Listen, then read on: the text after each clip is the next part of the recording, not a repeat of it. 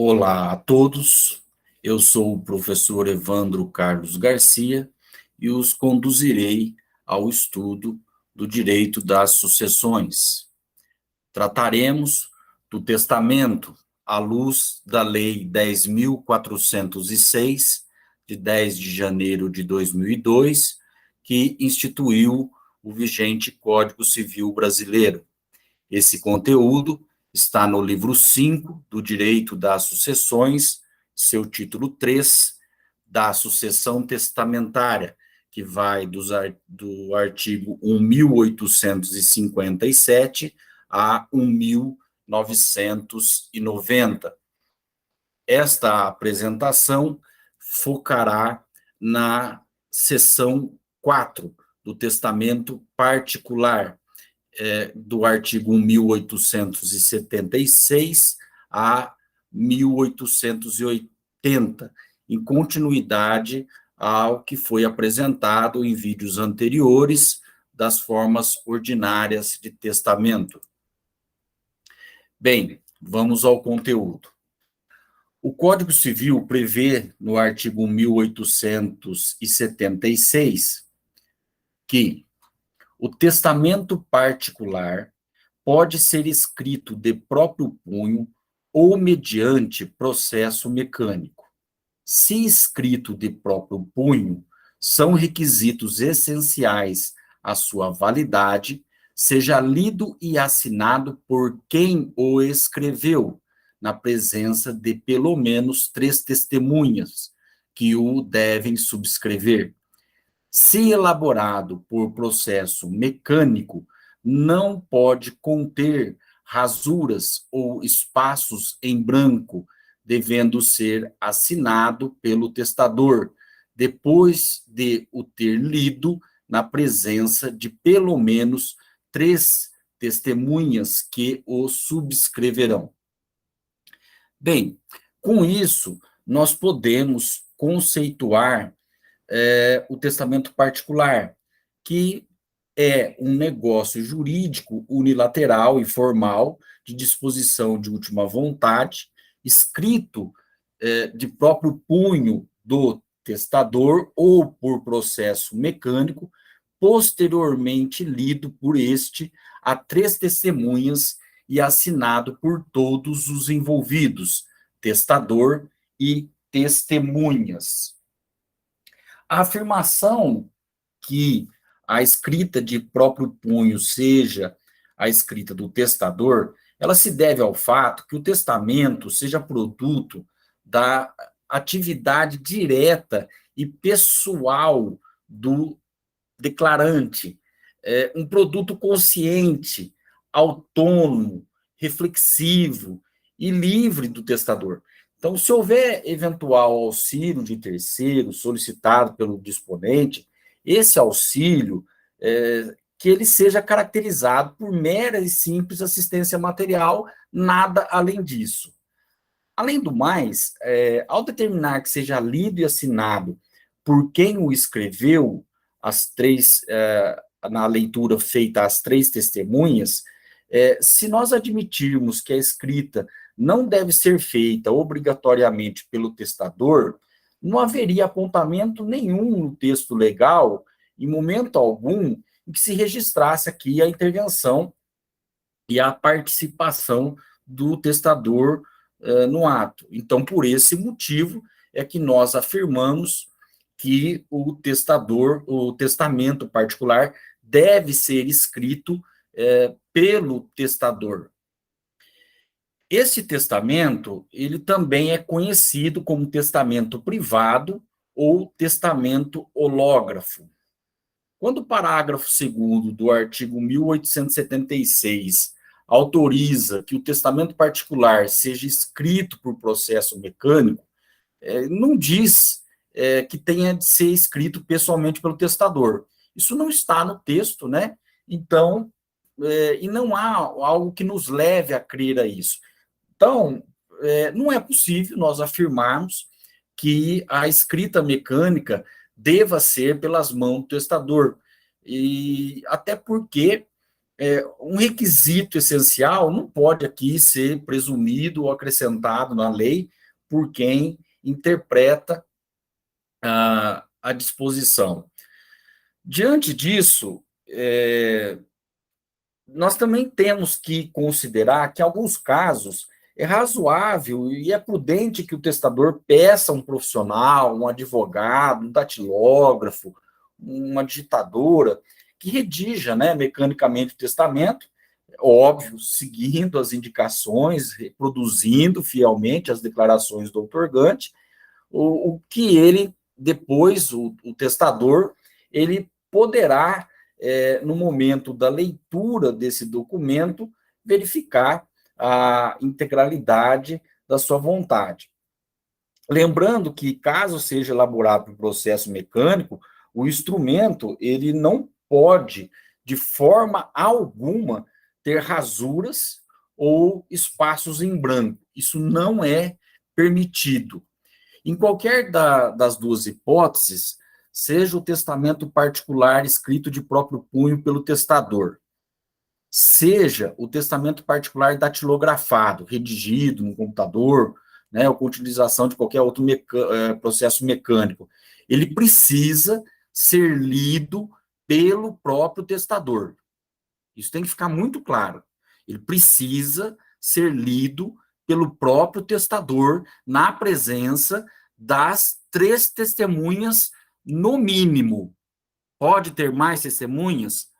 Pode. Não tem problema alguma ter mais do que 3, mas o mínimo é 3. E, logo em seguida, todos assinam. Assinam o testador e as 3 testemunhas, ou quantas forem as testemunhas. A leitura aqui perante essas testemunhas, ela é um requisito essencial do testamento particular, é uma formalidade indispensável.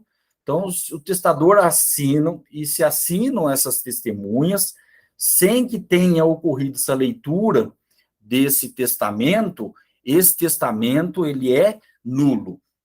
Bom, se vocês forem fazer uma pesquisa sobre esta exigência, existem algumas decisões, alguns julgados que têm mitigado essa exigência.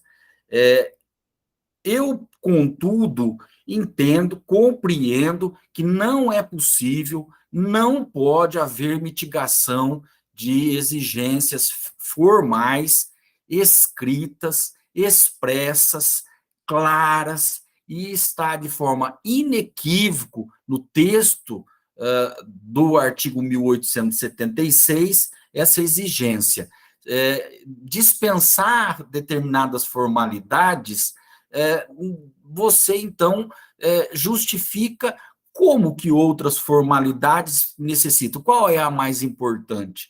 Eu entendo que é uma segurança para o testador, é uma segurança que deve ser mantida como uma exigência para que não haja qualquer desvio de finalidade desse instrumento jurídico.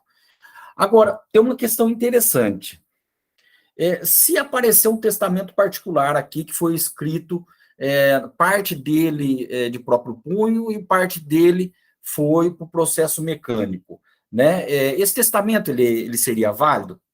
Bom, a compreensão aqui é que, desde que esse escrito tenha sido lido por inteiro, né, e assinado pelo testador, e na presença de 3 testemunhas, e assinadas por essas também, né, esse documento parcialmente escrito aqui, de próprio punho e mecânico, ele é, sim, um negócio jurídico válido e perfeito.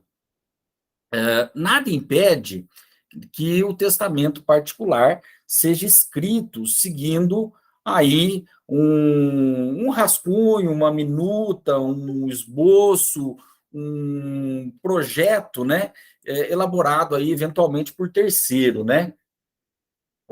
Aqui, em muitos casos, é conveniente que o testador leigo em assuntos jurídicos, ou que tenha aí qualquer dificuldade para expor claramente o seu pensamento, que ele solicite aí o assessoramento de alguém que seja mais preparado, mais habilidoso, né? Que, seguindo aí, óbvio, né, que esse terceiro seja fiel à vontade do testador, né, que traduza o querer do testador numa redução aqui mais apurada, elaborando aí um modelo que preencha os requisitos do ato. Vale destacar também que o testamento particular ele não precisa ser redigido ininterruptamente, ou seja, que começou a escrever, tem que terminar de escrever e, na sequência, apresentar as testemunhas, lendo para essas três testemunhas, assinando e as testemunhas assinando, para que tenha validade. Não, isso não há necessidade. O testador aqui, ele poderá aí escrever esse testamento de forma progressiva, em partes, né, épocas distintas, sucessivas, né? À medida que ele vai formando aí a sua vontade, vai ponderando por mais ou menos tempo sobre cada uma das suas disposições, ele vai refletindo e meditando sobre os seus projetos, até que ele decida finalmente o que ele realmente quer, não tem problema nenhum, tá? Aliás, algo que recomendável, né? Mas que depois de encerrado, ele estando pronto, né? Ele estando redigido na forma integral, que depois aí ele apresente, né, o testamento para as testemunhas, né? Depois de pronto aí o testamento, pode ainda o testador guardar um tempo, né? O tempo que ele quiser, o tempo que ele achar conveniente, interessante, né? Para depois ele decidir que esse é realmente, finalmente, a sua última vontade. Entretanto, atente bem para isso, tá? Quando é feita a apresentação do testamento às testemunhas, para leitura do escrito e para assinatura do testador de testemunhas, essas três testemunhas devem estar presentes em conjunto com o testador. É essencial nesse momento que ocorra a unidade desse contexto, né, sob pena aqui de nulidade. Tudo deve acontecer no mesmo ato e num ato contínuo. Vale aqui ressaltar que a leitura do testamento particular, na presença de pelo menos três testemunhas, tem de ser feita obrigatoriamente, única e exclusivamente pelo testador, sendo impossível a utilização dessa forma testamentária aqui por quem é mudo ou surdo-mudo. Então, não há como conceber que um mudo possa fazer, um surdo-mudo possa fazer testamento particular. Também o analfabeto, né? Da mesma forma, porque ele precisa ler, ele precisa assinar, e se for para escrever, ele tem que escrever de próprio punho. Então, também, para testar sobre a forma aqui hológrafa, né? O testador ele precisa saber e poder assinar. Então, não pode aqui, de forma alguma, haver solicitação de assinatura a rogo do testador. Isso não pode acontecer, tá? Então, se o testador ele prefere escrever o testamento pro punho, ele tem de fazer pessoalmente, né? E a escrita não pode ser a rogo e nem a assinatura. Bom, o mesmo raciocínio se apresenta para o cego, né? Como nós já vimos aqui, aliás, existe previsão legal no artigo 1867 que ao cego só se permite a utilização, né, pela via ordinária do testamento público. Então, não pode aquela pessoa que está privada da visão servir-se do testamento particular e também não pode ser pelo testamento cerrado, como já vimos em vídeo anterior. Agora, tem uma recomendação que eu acho interessante ser feita. nada obsta, né, que o testador ele tenha uma providência, que ele tenha uma atitude, uma conduta de cautela, de levar esse testamento para um tabelião, reconhecer ou autenticar essas assinaturas, né, declarando que são verdadeiras as firmas. Isso é uma precaução, né, um cuidado que pode conferir aqui mais segurança para o ato. Mas é uma formalidade que não está prevista na lei, então, assim, se houver ausência desse reconhecimento de firma, de assinatura, não tiver essa providência, não tornará o testamento particular nulo. O reconhecimento das assinaturas pelo tabelião, isso se for feito, né, também não transmuda a sua natureza de um testamento particular, hológrafo, né, em testamento público ou cerrado, obviamente. Bom, outra questão importante também é a menção da data do testamento, né? Você não encontra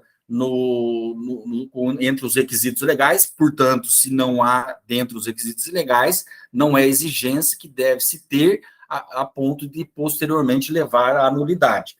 Mas, veja bem, a importância dessa menção da data do testamento, porque imagine você um testador que tem mais de um testamento. Então, como é que você vai chegar à conclusão, dentre dois testamentos da mesma pessoa, qual que é o anterior e qual que é o posterior? Né? E, obviamente, tem consequências isso, porque se o testamento posterior ele é contraditório ao anterior, ele revoga as disposições do anterior. E também, se ele faz menção que revoga testamento anterior, pode ser que existissem 3 testamentos, que um era desconhecido, aí sobrou 2, e aí apresenta-se 2. Qual dos 2 está sendo revogado integralmente? O que tem a escrita revogação, ou é o posterior que nada diz, então, portanto, mantém-se um que está escrito revoga o anterior, que seria aquele primeiro que ninguém sabe ou tinha conhecimento, então tem o segundo que diz que revoga o anterior, e o terceiro que nada diz sobre revogação. Então, essa é uma questão importante.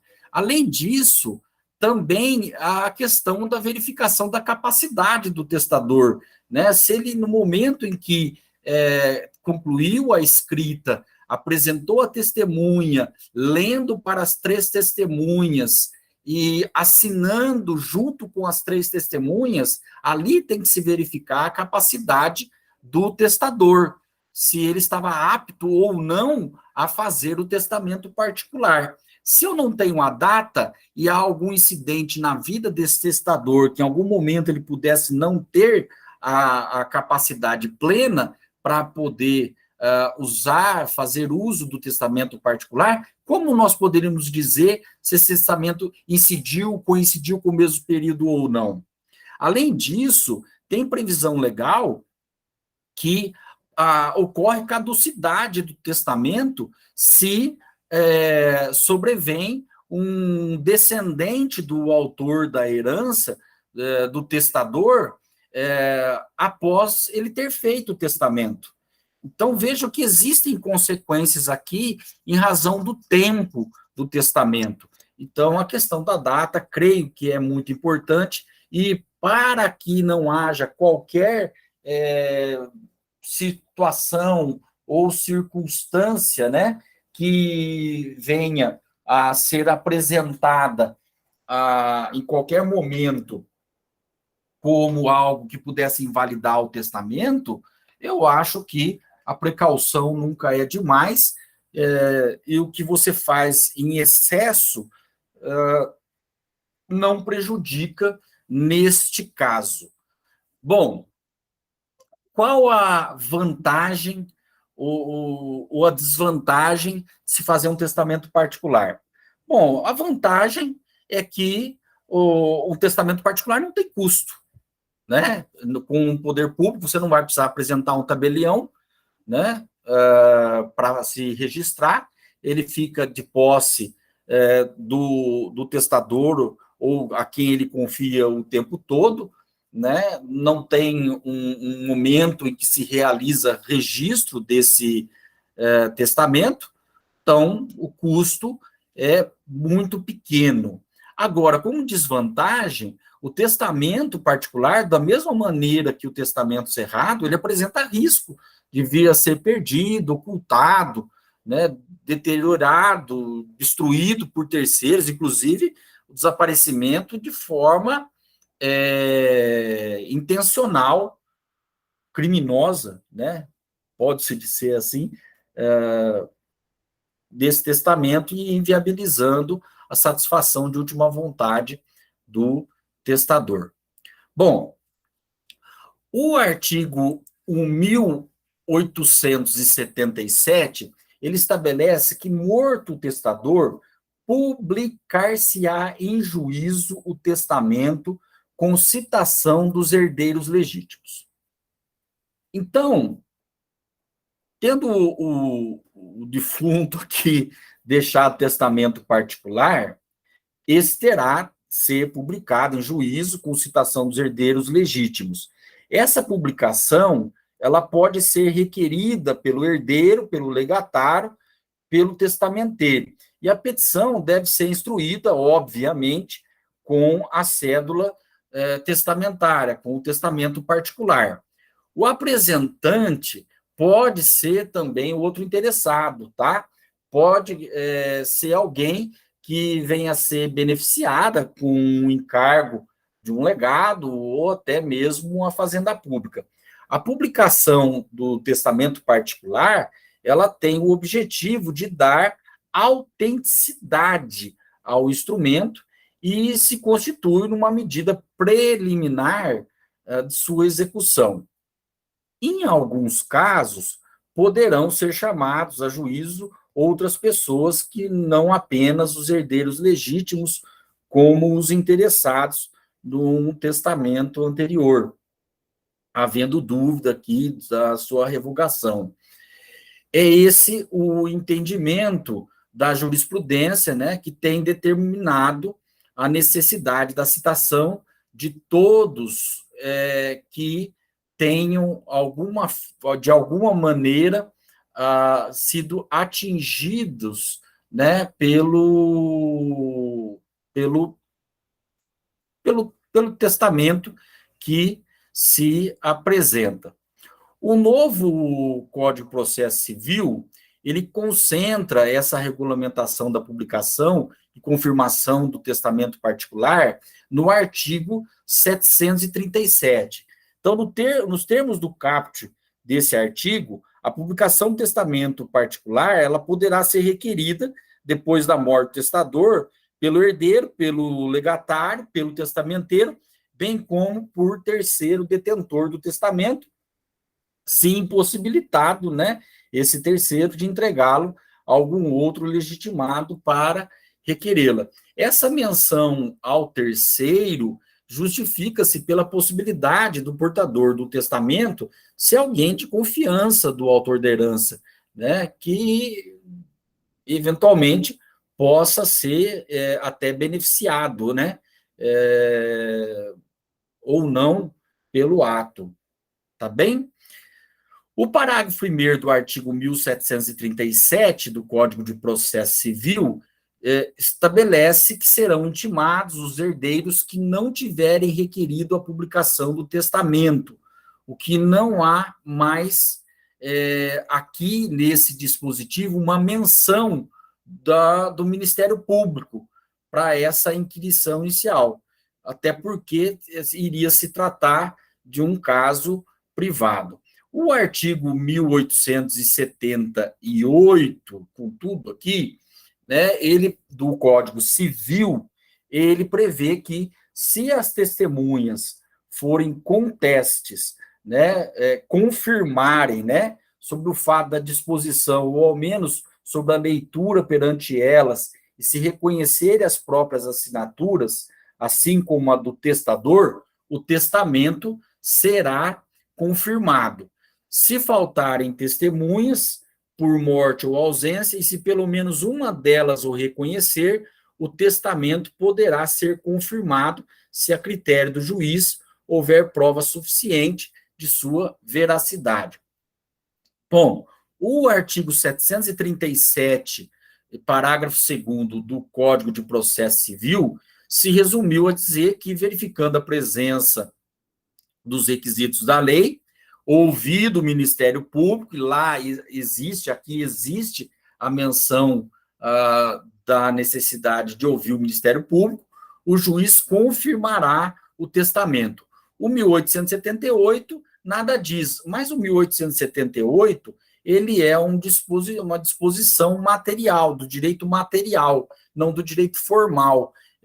Então, aqui, o Código de Processo Civil é o mais adequado a ser seguido.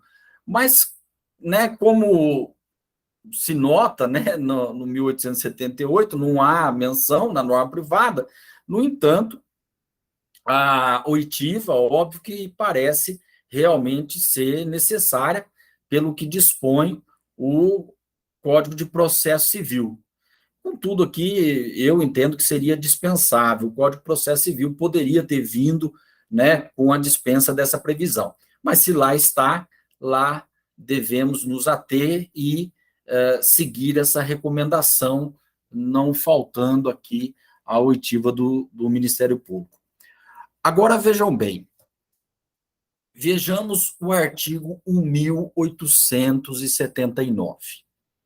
Aqui há uma situação, uma previsão de um testamento que não segue as regras que eu acabei de explicar até agora, até este momento, né? Ele prescreve um testamento, ele prevê um testamento em circunstâncias excepcionais. Então, ele poderia ser considerado até uma quarta forma de testamento ordinário, mas o legislador preferiu incluí-lo dentro do testamento particular como tal, numa circunstância de excepcionalidade. Então, vamos ao artigo 1879.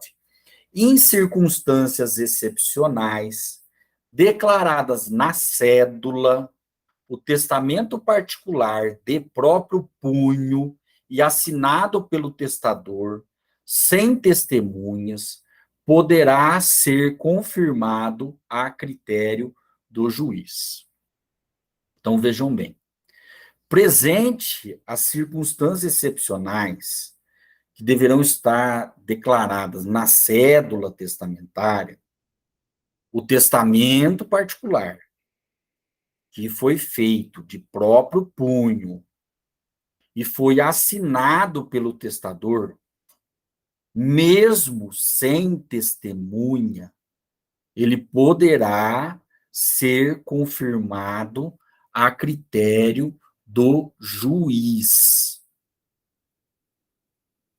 Então, vejam bem, aqui nós estamos tratando de um testamento de emergência, de situação de excepcionalidade, que prevê uma forma simplificada do testamento particular. Justifica-se por quê?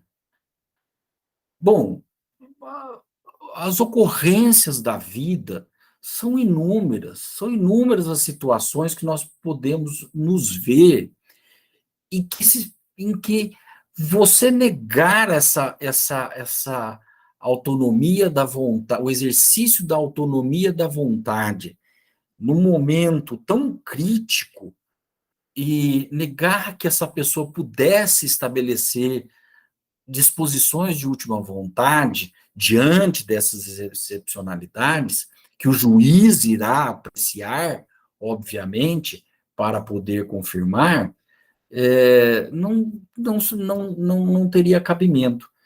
Pensem bem, hipóteses com situações anormais, tá bem? Situações absolutamente normais. Um sequestro, um desastre, uma pessoa internada uma UTI, uma revolução possa ocorrer, uma calamidade pública. Então, são situações em que é impossível a intervenção de testemunhas nesse ato. Eu entendo claramente que circunstâncias que estarão declaradas no testamento, o testador vai dizer por que ele está fazendo daquela maneira. Isso constará no documento. E o juiz depois vai analisar. Então, passa também pelo crivo do juiz de avaliar o que lhe é apresentado para poder, então, validar esse testamento, confirmar esse testamento. Eu entendo que andou muito bem o legislador em determinar, em prever a existência dessa forma de testamento. Pensa numa pessoa que,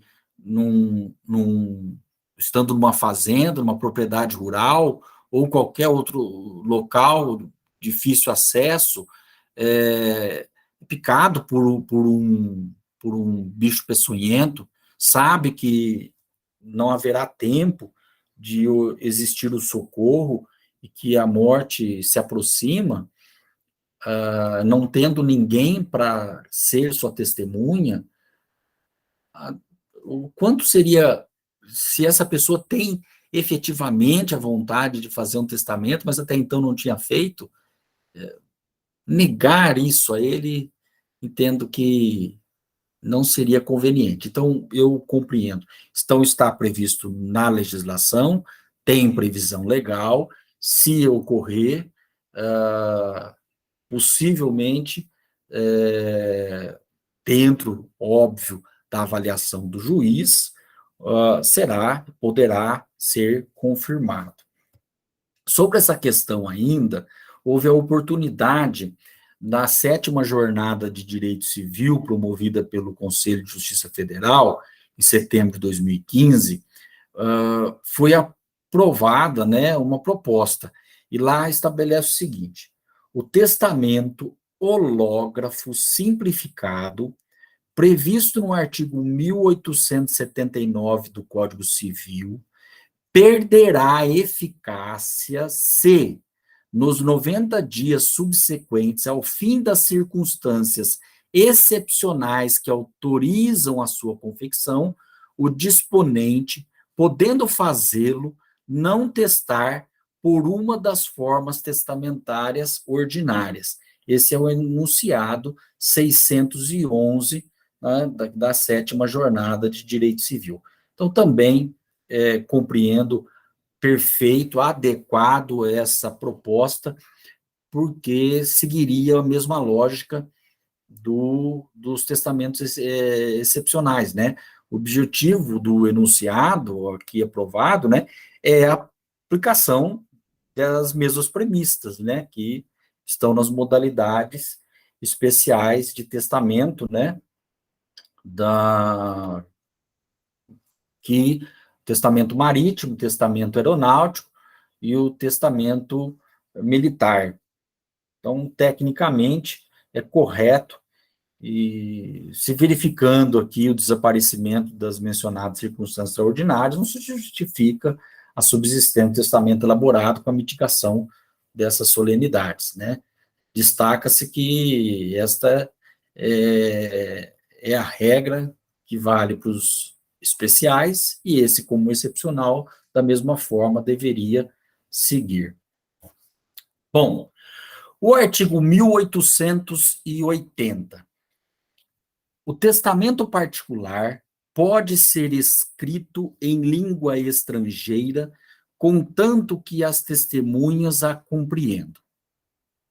Da mesma maneira que houve a explanação quando tratei do testamento cerrado, que viabiliza ele ser escrito em língua estrangeira, aqui, da mesma maneira.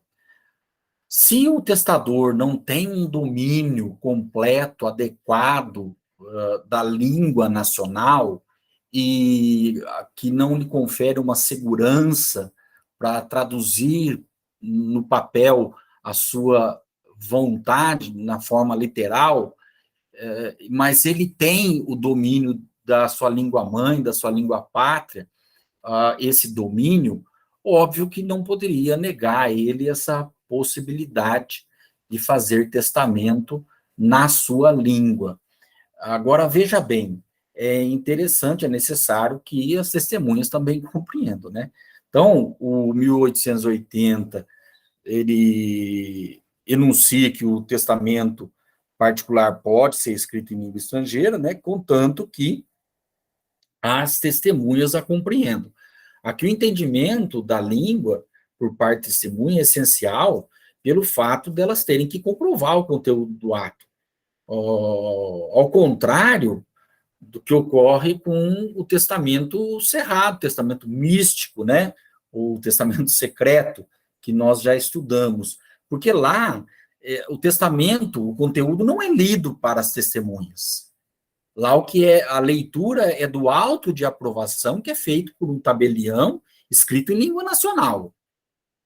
É o auto de aprovação que é lido. Aqui, a leitura é do testamento. Então, aqui, óbvio, as testemunhas precisam conhecer a língua que o testador utilizou para escrever o seu testamento.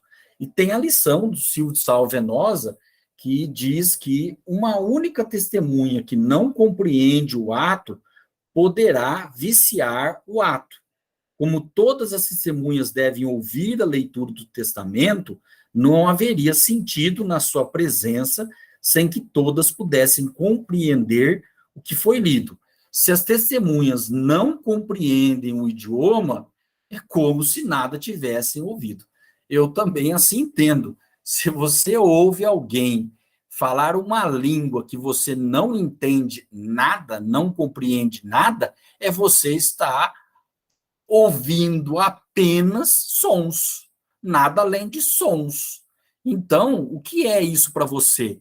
Para você que não entende nada do que está sendo dito, é um nada. O seu conteúdo é nada. E como você poderá confirmar ao juiz que essas são, de fato, as disposições do testador, se você não ouviu quais eram as disposições, ouviu sons que para você nada dizia, nada lhe informava, e agora você vai ter que dizer se essa é ou não a vontade do testador, conforme eles ouviram. Então, adequado esse dispositivo. Quanto ao testamento particular, estas eram as considerações que nós teríamos para apresentar. Então, eu sugiro que quem tem mais interesse sobre o assunto, que se aprofunde na leitura do material que trata do testamento particular. Havendo alguma dúvida, estou sempre à disposição para respondê-las. Muito obrigado a todos. Até a próxima.